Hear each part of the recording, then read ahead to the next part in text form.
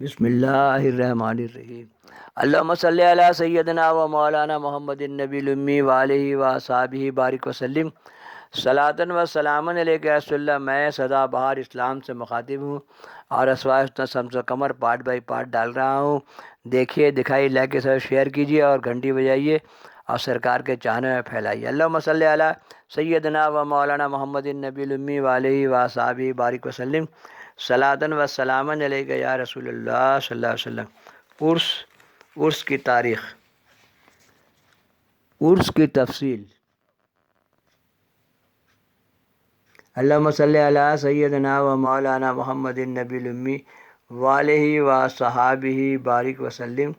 صلاۃ و سلامن علیک یا رسول اللہ صلی اللہ علیہ وسلم۔ پارٹ 140، مخالفین کی طرف سے مناظرے کا اہتمام۔ مخالفین کی طرف سے علماؤں کو گرا قدر عطیات اور نذرانے کے وعدوں پر دعوت دی گئی۔ جب علماء مدعو ہو چکے تو شہر رانی گنج میں مباحث و مناظرہ کا فضا گرم ہوئی اور ایرے غیرے نتو خیرے سبھی سمجھ رہا تھا کہ میدان مناظرہ اسی کے ہاتھ رہے گا، یہاں تک کہ چند ٹاپ کے مولوی مناظرہ کرنے کی غرض سے رانی گنج آئے۔ درود و فاتحہ اور عرس و میلاد کے خلاف پوری تیاری کر کے آئے تھے۔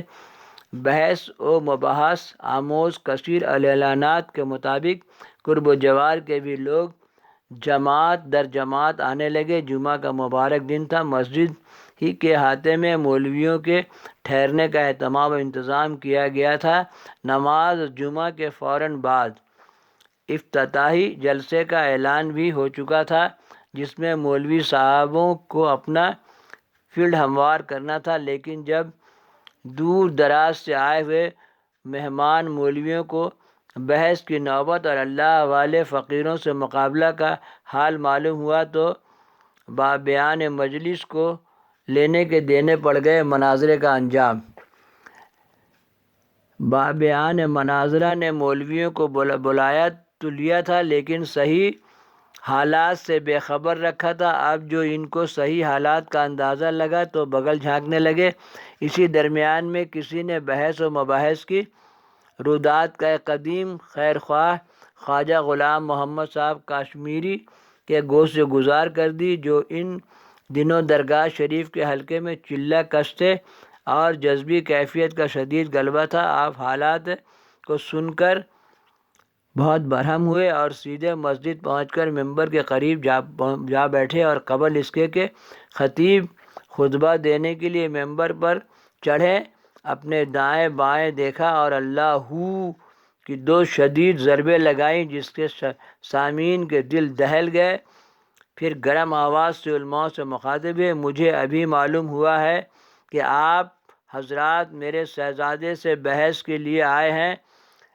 اگر یہ صحیح ہے تو آئیے ذرا مجھ خادم سے آنکھ ملائیے۔ اللہم صلی علی سیدنا و مولانا محمد النبی الامی وآلہ وصحبہ بارک وسلم۔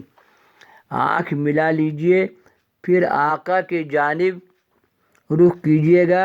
یاد رکھیے، یہ جلوہ خدا دید آنکھیں ہیں۔ اللہم صلی علی سیدنا و مولانا محمد النبی الامی وآلہ وصحبہ بارک وسلم۔ اس کے بعد اپنی بڑی بڑی سرخ دھاری دار آنکھوں کو پھاڑ کر لوگوں کی طرف گھورنا شروع کیا۔ ان کے جذبات کلام کا مجمع پر بہت اثر پڑا کہ مجمع بے خود ہو گیا اور مولویوں نے بحث کے سلسلے میں معذرت طلب کی، گویا کہ مناظرہ کا پورا پلان ہی کافور ہو گیا۔ جمعے کی نماز ختم ہوئی، اصلاحی جلسہ کا اعلان ہوا۔ علماء کے صدر ممبر خطابت پر آئے اور بہت مختصر جملے میں اپنی آمد کی غرض و غایت بیان کرتے ہوئے مسلمانوں کو فقیروں سے چھیڑ چھاڑ نہ کرنے کی ہدایت کی اور کل و فاتحہ جو عز و برکت نیز اولیاء اللہ کے حسن عقیدت